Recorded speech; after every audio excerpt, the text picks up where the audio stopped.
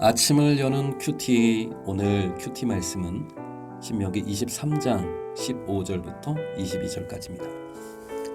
중국 고서에 보면 이런 말이 있습니다. 군자는 비록 남루한 옷을 입어도 기품이 있다. 왜냐? 가슴에 보배를 품었기 때문이다. 그 보배는 지혜죠. 평생을 깨달은 지혜. 정말 멋지다고 생각합니다. 그런데요, 우리 예수 믿는 사람들은 더 큰 보배를 소유한 자들인 줄 믿습니다. 보여지는 모습에 상관없이 당당하고 기품이 있는 그 이유를 가진 사람들. 왜요? 예수 생명, 예수님의 권세, 영원한 하나님의 나라를 소유했기 때문이죠. 그래서 베풀고 섬겨주고 또 때로는 허물을 덮어주고 그래도 감사하고 기뻐하는 그런 여유, 그런 넉넉함, 그것을 소유한 자들이죠. 그런 넉넉함으로 오늘 하루도 축복의 통로 되시기를 주님의 이름으로 축복합니다. 은혜와 자비가 풍성하신 하나님 아버지, 매일 아침 은혜를 사모합니다. 위로부터 내려오는 그 은혜를 사모하오니 은혜와 지혜와 힘을 공급해 주옵소서. 특별히 성령의 충만함 오늘 간절히 사모합니다.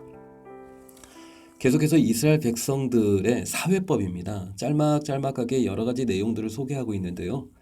법의 내용이 뭐냐보다 하나님이 왜 이 법을 주셨는가, 그 하나님의 마음을 알아가는 것이 중요하죠. 그래서 오늘도 이 시대에도 그 하나님의 마음을 품고 살아가자. 그것이 신명기 법을 배우는 목적이죠. 오늘 말씀의 핵심은요, 이런 사람에게는 은혜를 베풀어라. 그러나 이런 사람은 멀리해라. 한마디로 수용과 배제의 원칙입니다. 하나님의 기준이 있다는 것이죠.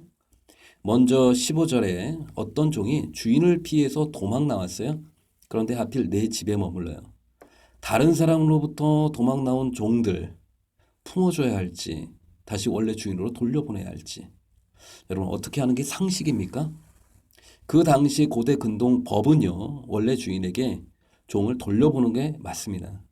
그러나 하나님의 법은요, 성경은 그렇게 하지 말고 품어주랍니다.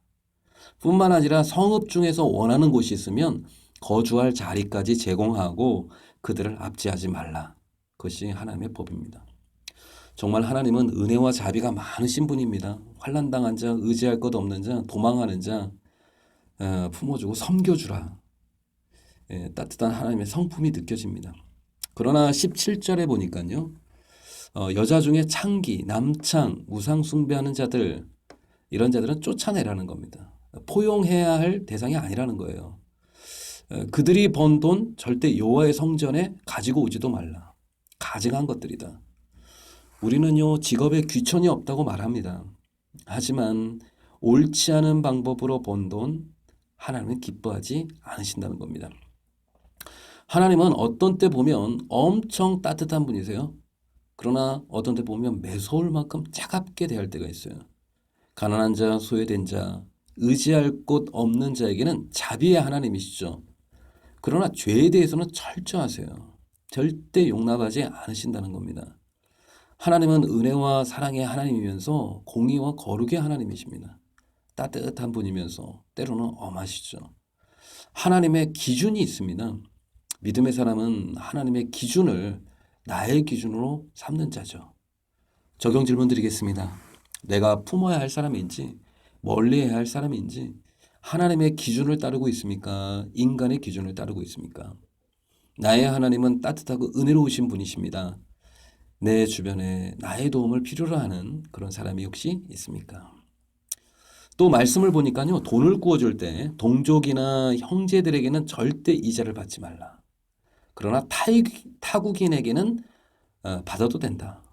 그러나 형제들에게는 안 된다.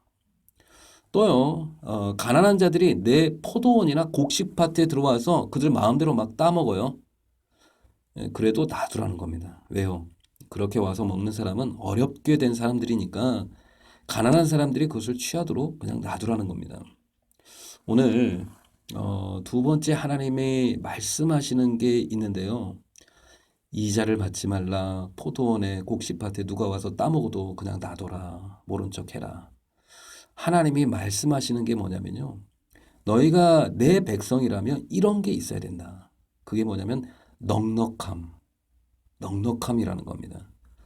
예수 믿는 사람은 이런 넉넉한 마음, 후덕한 마음이 있어야 한다는 거예요. 20절 말씀 보시니까 하나님의 약속의 말씀이 있습니다. 이렇게 순종하는 자들에게 주신 하나님의 약속이죠. 이자를 못 받고 내 포도원에 남들이 와서 따먹고 벼이삭 추수하지도 못한다 하고 지금 손해나는 것 같지만 하나님이 다 복으로 갚아주신다는 겁니다. 내 손으로 하는 범사의 복을 내리시리라. 이것이 하나님 백성을 향한 하나님의 축복의 약속입니다. 하나님의 복을 소유한 자답게 넉넉한 마음으로 후덕한 마음으로 하루를 살아가라는 겁니다. 적용 질문 드리겠습니다. 내가 하나님으로부터 받은 최고의 축복은 무엇입니까? 그 축복이 내 삶에 여유와 넉넉함을 주고 있습니까?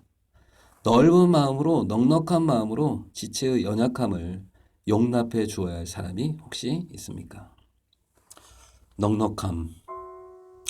하나님이 우리 믿음의 사람들에게 꼭 갖기 원하는 단어죠. 넉넉한 마음, 마음의 부요함. 사도 바울의 표현처럼 아무것도 없는데 모든 것을 가진 자처럼 살아가라는 것입니다. 이런 건 진짜 예수님을 모신 자만이 누릴 수 있는 축복이죠. 마음이 부요해질 수 있는 사람, 오직 한 종류의 사람밖에 없습니다. 천지만물 모든 것의 주인 되신 우리 주님을 모시고 사는 사람, 이것을 진짜로 믿는 사람만이 진짜로 부요할 수 있다는 것입니다. 오늘 하루 하나님이 주신 넉넉함, 부요함 속에서 섬기며 도우며 베풀며 살아가는 복된 하루 되시길 바랍니다. 존귀하신 주님, 오늘 아니 평생 부요한 자로 살기를 원합니다. 내 안에 계신 하늘과 땅의 모든 권세를 갖고 계신 예수님 때문에 넉넉함을 또 여유를 갖고 살게 하여 주옵소서.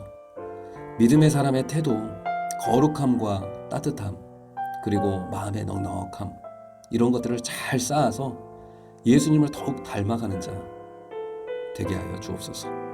예수님의 이름으로 기도드립니다. 아멘.